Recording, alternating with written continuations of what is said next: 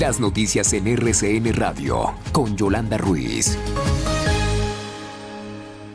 Son las 6 de la mañana, 5 minutos ya en RCN Radio. Nos acompaña hasta ahora Pilar Cuartas, periodista de investigación del diario El Espectador, quien participó con la Alianza Internacional de Periodistas de Investigación en esta nueva entrega de los Pandora Papers. Pandora Papers se llama esta vez. Recordamos, por supuesto, Panama Papers. Pues bien, aquí aparecen centenares de líderes del mundo que tienen cuentas o empresas en el exterior que podrían haber sido utilizadas obviamente para evadir impuestos. Una investigación gigante, Kelly, antes de saludar a Pilar. Sí, es una investigación, Yolanda, del Consorcio Internacional de Periodistas de Investigación. Involucró a unos 600 periodistas de decenas de países en el mundo y de medios. Incluyen al Washington Post, al Guardian, El País de España, y se basa, fíjese, en la filtración de 11,9 millones de documentos de 14 empresas de servicios financieros en todo el mundo. En total, establece la investigación vínculos entre activos offshore y 336 altos ejecutivos y políticos que crearon, dicen ellos, cerca de 1.000 empresas, más de 2/3 de las cuales pues están en las Islas Vírgenes Británicas. Pilar Cuartas, les decíamos, periodista de investigación del periódico El Espectador, participó en esta investigación en alianza con el portal Conecta. Esto en el capítulo de Colombia. Pilar, bienvenida a RCN Radio, muy buenos días. Hola, buenos días, Yolanda, a todos y a los oyentes también, buenos días.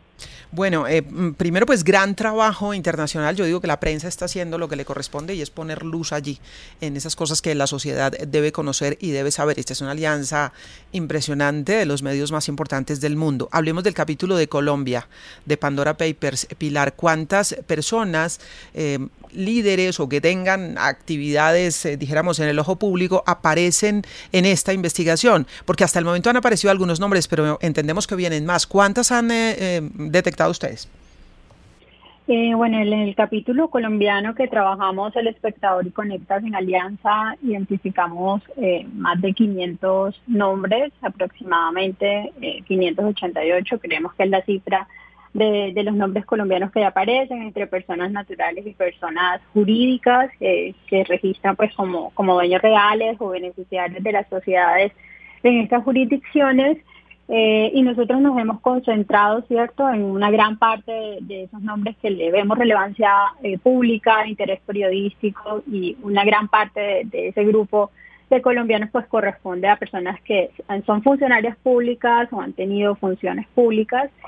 Por eso pues hablamos que hay expresidentes, embajadores, excongresistas, y por otro lado pues también tenemos un grupo de personas dedicadas a los negocios o grupos familiares muy poderosos pues que también tienen una incidencia pública o tienen una posición de poder y que por eso consideramos que tienen un interés periodístico. Y pues ayer ya domingo pues publicamos en El Espectador y en Conectas los 3 primeros nombres de esos personajes pues que corresponden a 2 expresidentes, el expresidente César Gaviria y Andrés Pastrana y el director de la DIAN, Lisandro Junco. Bien, tú lo mencionabas ahorita, pues no es ilegal de por sí tener una sociedad o una jurisdicción offshore, pero digamos que las investigaciones periodísticas han demostrado que en algunos casos pues se ha prestado para evadir impuestos o para ocultar capitales.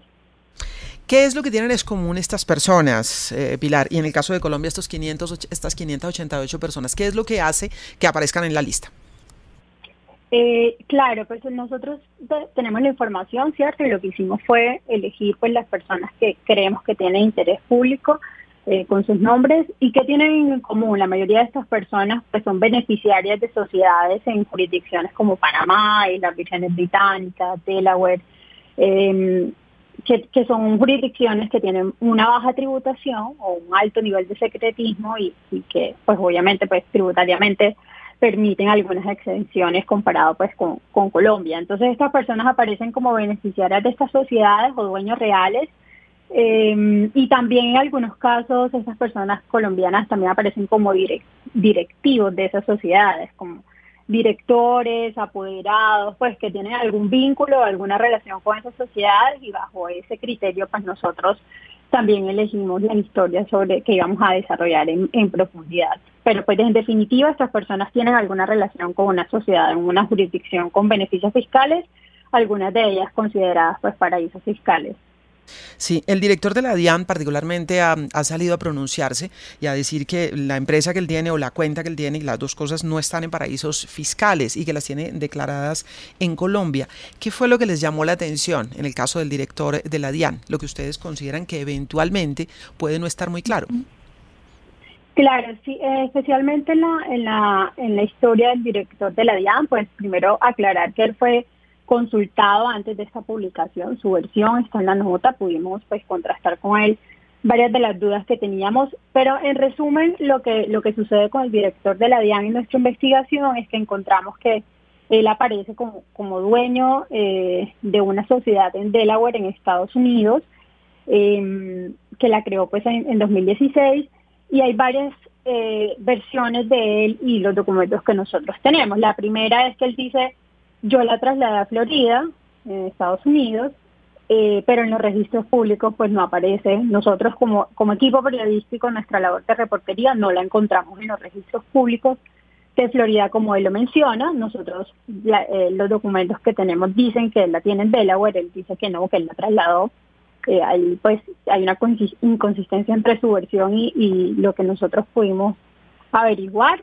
Lo segundo es que también, pues según los documentos de Pandora Papers, él abrió una cuenta en Chipre y una oficina virtual en Londres.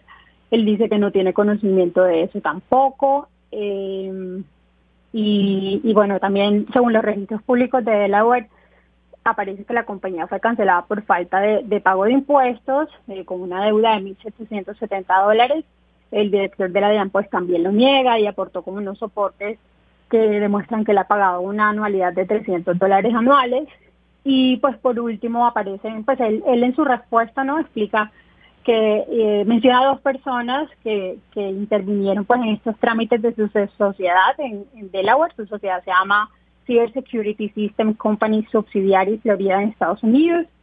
Y él habla de 2 personas a las que también nosotros contactamos en la investigación periodística, pues, y estas personas también se contradicen con la versión del director de la DIAN, y pues digamos que él mismo lo manifiesta, ¿no?, como es su versión frente a la mía.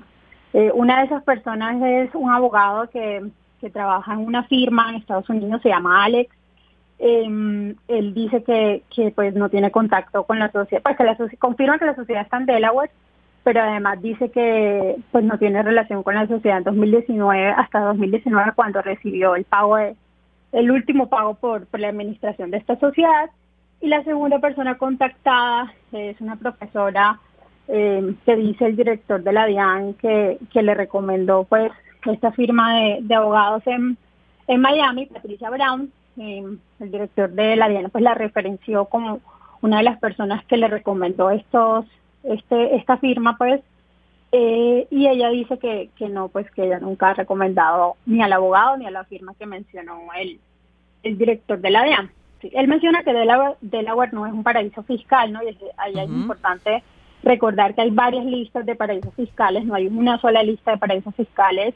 Depende de la organización, depende del estado, depende del gobierno, de quién elabore ese listado.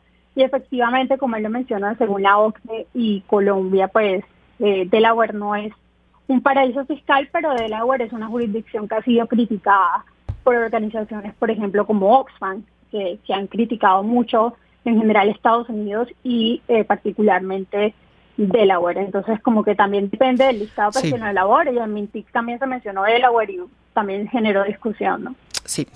Pilar, el tema es complejísimo, vamos a ir por partes. En el caso del director de la DIAN, entonces se le ha dicho que constituyó una empresa, la constituyó en Delaware, luego la trasladó a Florida. Ustedes no encontraron evidencia de que estuviera en este momento en Florida esa firma. Hay otro capítulo que mencionan ustedes en el caso del director de la DIAN, y es que el nombre y el de la sociedad que tiene en Estados Unidos aparecen como clientes de SFM Corporate Services. Esta firma, dicen ustedes, fue creada en Suiza y tiene sede en Dubái. ¿Qué es esta firma? Que nos parece que puede ser interesante para entender un poco qué es lo que pasa aquí. Y es la que no reconoce el director de la DIAN. Él dice que no sabe por qué su nombre o su empresa aparecen allí. ¿Qué es esta firma? ¿Qué es lo que hace? Sí, pues SFM Corporate Service es una firma de abogados, pues como tú lo has mencionado, creada en Suiza. Estas firmas lo que hacen es como administrar y gestionar la creación de sociedades en jurisdicciones con beneficios fiscales, un poco lo que pasaba como también con Mossack Fonseca en Panama Papers. Entonces son firmas que se dedican a la constitución de estas sociedades. En los listados que nosotros pudimos observar en la documentación, pues el director de la DIAN, el nombre del director de la DIAN aparece en facturas generadas por esta firma, como si esta firma estuviera administrando o cobrando servicios a la sociedad del director de la DIAN, que son las facturas que ustedes pueden ver publicadas pues en el informe que salió en El Espectador y que salió en Conectas. Y es una firma que, repito, pues se dedica a este tipo de servicios. Lo que pudimos identificar nosotros es que, bueno, es una firma que no suele ser usada por personas latinoamericanas, casi que la mayoría de sus clientes que observamos en la base de datos pertenecen pues a otros continentes, en Medio Oriente, africanos, europeos, pero pocos latinoamericanos. Y pues varios de sus clientes han sido también cuestionados pues por actividades irregulares, supuestas actividades regulares, y pues un vocero de esa firma, contactado por el Consorcio Internacional de Periodistas de Investigación, pues digamos como que esa firma defiende su gestión, no se refiere a clientes específicos, pero pues asegura que ellos pues hacen su debida diligencia y que operan de forma correcta. Pero en conclusión, pues el director de la DIAN aparece en algunas facturas de esta firma, cobrándole pues algunos servicios, y esas son las facturas también que el director de la DIAN niega. Él dice que no conoce a ese SM, que no sabe de dónde aparecen, pero pues los documentos contienen su nombre y el nombre de la sociedad, y eso lo pueden ver también en la publicación. Claro, es decir, hay unos documentos que muestran que una empresa que constituyó el director de la DIAN en Delaware, él dice que está con sede en Florida, pero no hay evidencia o no encontraron los periodistas evidencia de ello. Esa empresa es cliente de otra firma que opera desde Dubái. Él dice que desconoce porque aparecen facturas de la empresa que tiene a su nombre en Estados Unidos, por allá en esta firma en Dubái. Hablamos con Pilar Cuartas, que es periodista de investigación del diario El Espectador, que es uno de los medios del mundo que participa en esta investigación gigante de los Pandora Papers. Juan Carlos Iragorri tiene pregunta para ella. Si hay indicio de delito cometido por algún colombiano que aparezca en los papeles de Pandora. A ver, yo creo que esa es una respuesta que deben abordar las autoridades y que deben responder los organismos de control y de investigación que en Colombia, que hasta ahora no se han pronunciado. En otros países, ayer ya, por ejemplo en México, en España se anunciaron investigaciones, pero aquí en Colombia no hemos escuchado ningún pronunciamiento al respecto. Yo creo que eso lo deben responder ellos. Nuestro trabajo periodístico, lo que ha encontrado, es lo que hemos contado. Son historias, siento yo, de poder, como siempre es importante contar el poder, pero las autoridades son las que tienen que determinar si hay alguna actuación irregular o no por parte de las personas que nosotros estamos incluyendo en nuestros reportes y que van a salir a lo largo de esta semana. Hasta el miércoles vamos a estar publicando historias para que la gente pues conozca sobre el uso de estas jurisdicciones. Ahora, de manera muy puntual, Pilar, en el caso del expresidente Andrés Pastrana, ¿qué encuentran ustedes o qué detectan ustedes? Porque ya decíamos, en el caso del director de la DIAN, detectan ustedes inconsistencias entre lo que él dice y lo que ustedes encontraron en la documentación. Hay inconsistencias. ¿Esto qué significa? Si hay un delito, si hay una falta, no hay una falta, como usted dice, lo dirán las autoridades competentes, pero ustedes detectan inconsistencias. En el caso de Andrés Pastrana, ¿qué fue lo que encontraron? En el caso del expresidente Pastrana, pues nosotros encontramos una sociedad en la que él aparece como beneficiario real, como dueño real de esa sociedad constituida en Panamá. En lo que pudimos conversar con él y en los documentos, pues nos explican que él primero constituyó una sociedad colombiana aquí pues en el país, y a través de esa sociedad pues se volvió accionista de otra sociedad en Panamá. Lo que él explica es que esa sociedad fue conformada básicamente para tener su patrimonio familiar, pues su esposa también aparece en esa sociedad mencionada como beneficiaria también. Y él dice que como que la sociedad colombiana primero fue conformada para custodiar su patrimonio familiar y que luego quiso internacionalizar ese patrimonio y por eso acudió a una sociedad en Panamá. Ahí lo que encontramos también es que antes de 2016 se usaba una figura en las acciones de las sociedades en Panamá, que se llama acciones al portador, que, a ver, como en términos sencillos, es como el accionista se considera la persona que tenga los papeles de las acciones en las manos, y esa figura pues permite ocultar quién es el dueño real, básicamente, porque pues si yo contrato a un abogado y le entrego el papel de mis acciones, en ese momento provisionalmente él podría considerarse el accionista y no yo, que soy la verdadera dueña de esa sociedad. Pero luego hubo un cambio en la regulación de Panamá y eso cambió. Entonces las acciones al portador tenían ya que estipular quién era el accionista real de esa sociedad, y apenas cambió la regulación de Panamá es que se empieza pues a saber que el expresidente Pastrana es el dueño de la sociedad en Panamá, que se llama Vanguard Investment, a través de la sociedad colombiana.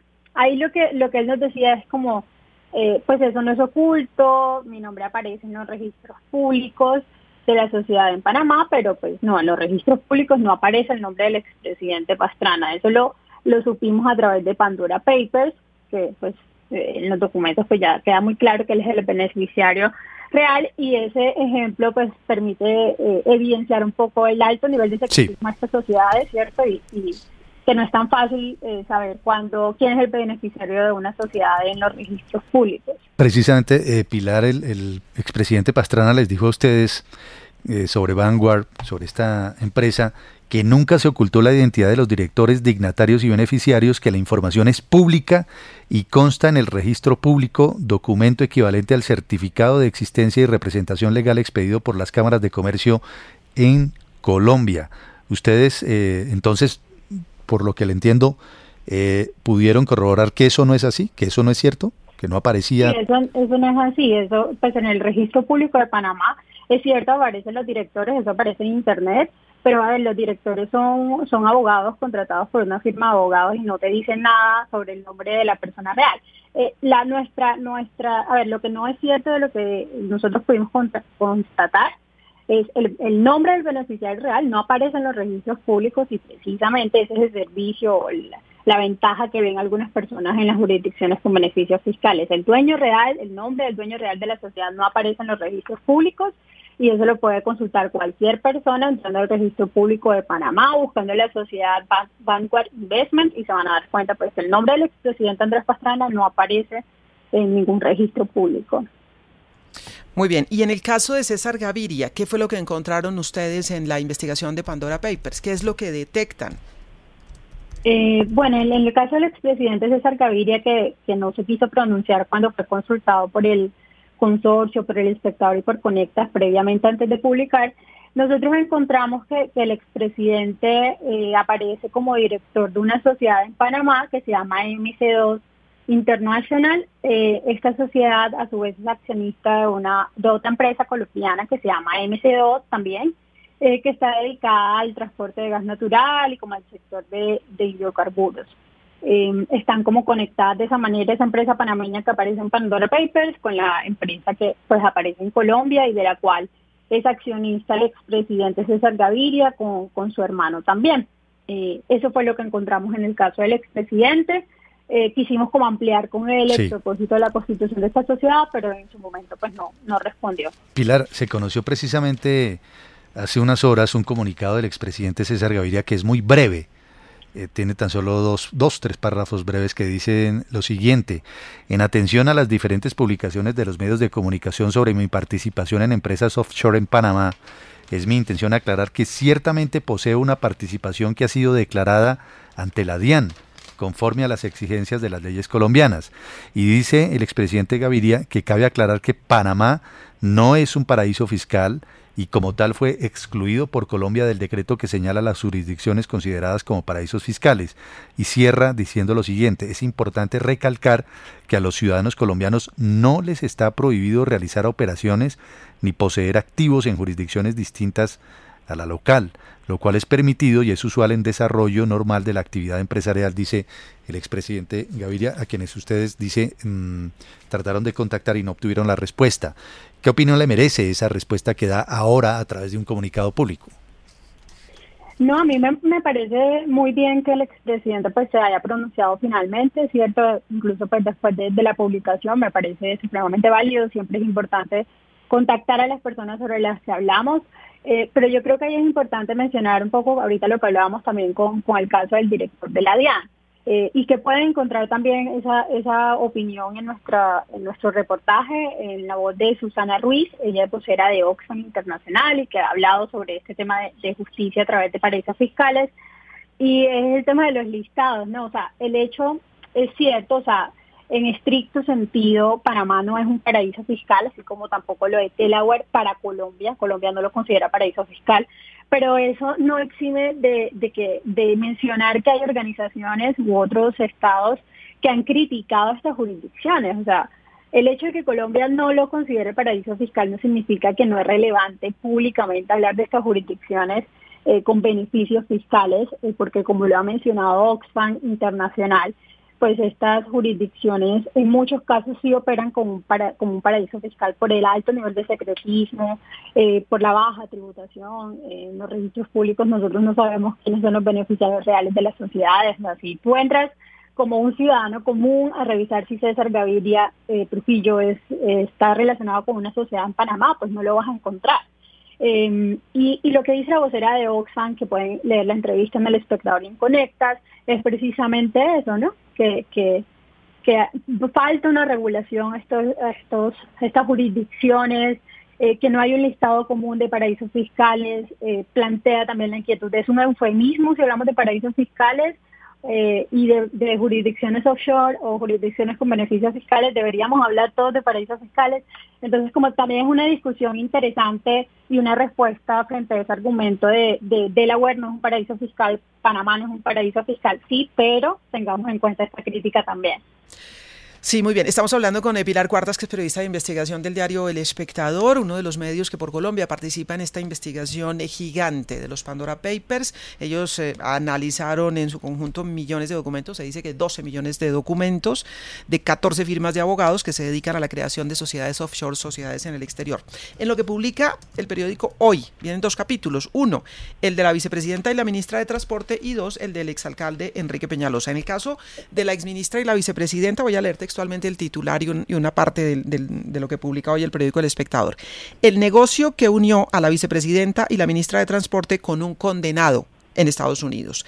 Mediante una sociedad en Panamá, Ángela María Orozco, ministra de Transporte, y Marta Lucía Ramírez, vicepresidenta, participaron en un negocio en Islas Vírgenes Británicas con un inversionista que fue condenado por lavado de activos. Nuevos detalles de un episodio que las altas funcionarias han explicado a cuentagotas, porque ellas ya se han pronunciado sobre este caso. Pero Pilar, vale la pena detenernos allí. ¿Qué es lo que encuentra o lo que detalla Pandora hoy a propósito de esta relación y de este negocio? Sí, pues en esta nota que pueden encontrar en El Espectador en Conectas, contamos detalles, nuevos detalles de este negocio que se constituyó en Islas Vírgenes Británicas en 2005. La hoy vicepresidenta y la hoy ministra de Transporte pues se asociaron en ese año con Gustavo Hernández Fieri, que es un colombiano que hoy está condenado en Estados Unidos por un caso de lavado de activos. En ese caso, pues se descubrió que el colombiano prestó algunas cuentas, algunas de sus sociedades para lavar dinero saqueado de la estatal petrolera PDVSA. Entonces, en esta nueva historia lo que hacemos es contar nuevos detalles de ese negocio del que ya se conoció en 2018 cuando estalló pues la captura de Gustavo Hernández Fieri en Italia y su extradición a Estados Unidos. Contamos nuevos detalles de la estructura accionaria de esta sociedad en Islas Vírgenes Británicas. Detallamos que la vicepresidenta fue accionista a través de una sociedad en Panamá. También su esposo y su hija de manera directa también fueron accionistas, y asimismo pues la ministra de Transporte. Aquí en esta historia lo que las funcionarias aseguran es que ellas dejaron de ser accionistas en 2012, es decir, 2 años antes de que empezara Gustavo Hernández Fieri a lavar dinero de PDVSA según la investigación de Estados Unidos. Y ellas aportaron esos certificados en los que se acredita que ellas dejaron de ser accionistas en 2012.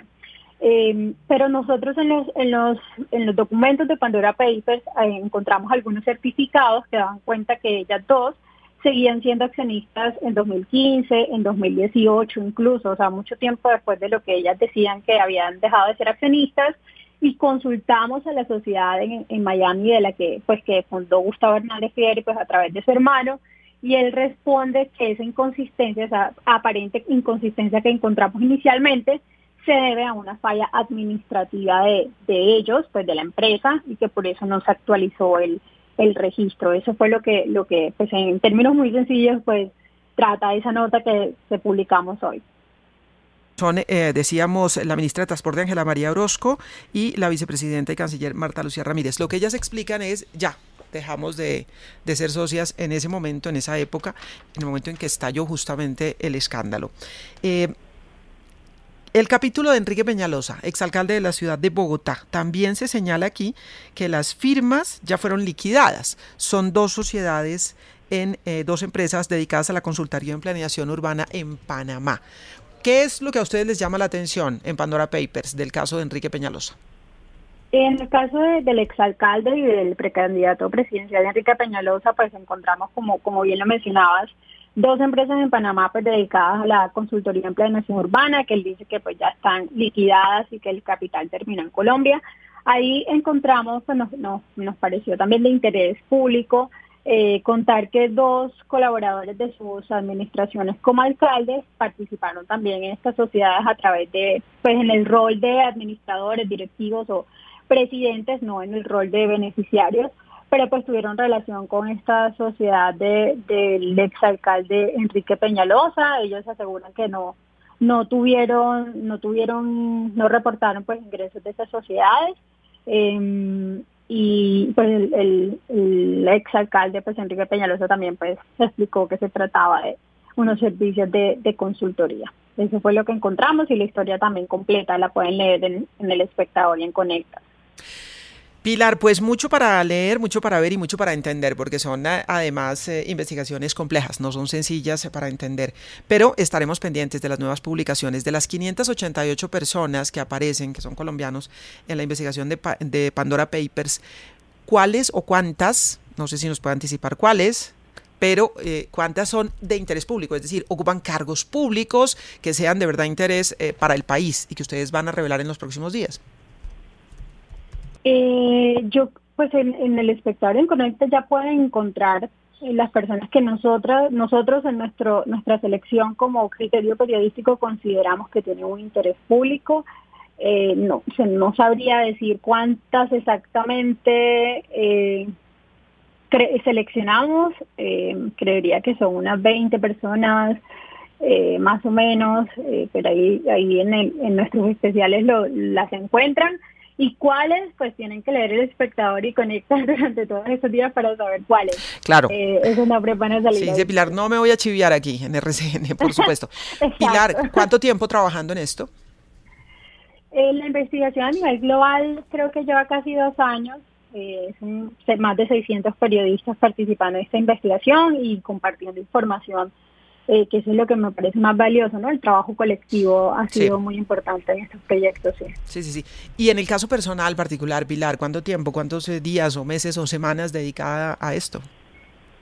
Nosotros en El Espectador y en Conecta llevamos también un buen tiempo, creería que ya casi 1 año trabajándole al proyecto. Somos un equipo de 5 periodistas entre El Espectador y Conectas, editando 5 o 6 periodistas trabajándole al proyecto y pues cuidando cada detalle y contrastando cada información. Como se debe hacer en el buen periodismo. Pues Pilar, muchísimas gracias por este tiempo, por estos minutos para los oyentes de RCN Radio y por el trabajo periodístico, que yo digo, el periodismo en el mundo está haciendo lo que le corresponde hacer y, como dice Pilar, es de interés público, se publica. Los organismos de control dirán qué tipo de falla, si la hubo o no la hubo, evidentemente, porque tener una sociedad en el exterior no es delito per se, por supuesto. Se permite, se puede tener legalmente. ¿Para qué se usa? ¿De qué manera? Pues ese es otro asunto. Los periodistas están poniendo luz en un escenario y es importante que la sociedad lo vea. Pilar, muchísimas gracias. Muchas gracias, Yolanda. Saludos a todos. Pilar Cuartas, periodista de investigación del periódico El Espectador, participó en esta investigación gigante de Pandora Papers en alianza con el portal Conecta en Colombia y bueno, es sin duda la noticia del día. Volveremos sobre ella, son las 6:34. Vamos a las noticias más cercanas, las de su ciudad, las de su región. Recuerden, nos pueden ver esta primera hora en nuestra tele internacional y en el canal de YouTube de RCN Radio.